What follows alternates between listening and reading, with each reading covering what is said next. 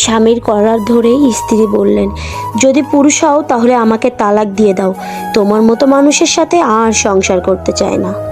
স্বামী অনেকক্ষণ চুপ থাকার পর বললেন, আচ্ছা ঠিক আছে, তাহলে কাগজ কলম নিয়ে আসো, লিখে দিচ্ছি। স্বামী স্ত্রীর হাতে কাগজটি দিয়ে বলল, এই যে লিখে দিলাম, এখন এটা নিয়ে সোজা বাপের বাড়ি চলে যাও। ব্যাগ গুছিয়ে সন্তানকে কোলে নিয়ে বউ বাপের বাড়ি চলে গেল। 10 দিন পার হলো, স্বামীর মোবাইলে মেসেজ ভরে গেল। স্বামী নিরুত্তাপ নিরুত্তর। 15তম দিন থেকে শুরু হলো কল, কখনো পরিচিত শ্বশুর শাশুড়ি শালক শালিকার নম্বর থেকে, কখনো অপরিচিত নম্বর থেকে। স্বামী কোনো ফোনই রিসিভ করলো না। শেষমেশ 20 দিনের মাথায় স্বামী ফোন ধরলো। স্ত্রী হাউমাউ করে কাঁদছে, ওগো লক্ষ্মী সোনা, আল্লাহর দোহাই লাগে, তোমার মরা বাপের কসম, সবই আরও কত কি বলছে। স্বামী সব শুনে বলল, কি বলতে চাও সরাসরি বলো, এত ন্যাকামি শুনতে চায় না। স্ত্রী বলছে, ওগো আমি তো বুঝতে পারিনি তুমি ছাড়া আমার কে আছে বলো, তোমাকে ছাড়া আমি কিভাবে বাঁচবো বলো। স্বামী বলল, তুমিই তো বললে পুরুষ হলে তালাক দাও।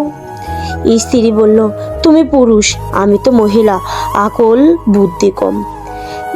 স্বামী বলল, আচ্ছা ভেবে দেখি, এর আগে তোমাকে একটা কাজ করতে হবে।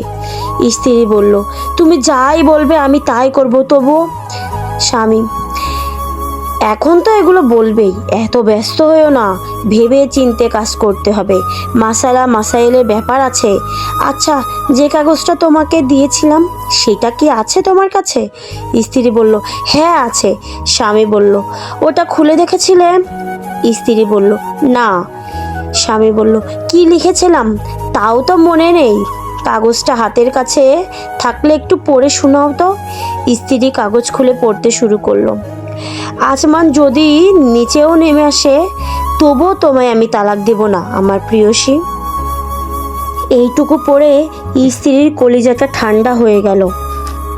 স্ত্রী বলল, ওগো আমি এখনই বাড়ি চলে আসছি গো, আমি যে আর 1 মিনিটের জন্য এখানে থাকতে পারছি না, তুমি একটু দাঁড়াও, আমি এখনই চলে আসছি।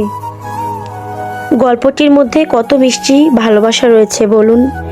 আচ্ছা আমি তো অবাক হলাম যে একটা পুরুষ এতটা ভালো হতে পারে কিভাবে। সবার কপালে যদি এমন পুরুষ থাকতো তাহলে এই দুনিয়ায় কারো কষ্ট থাকতো না।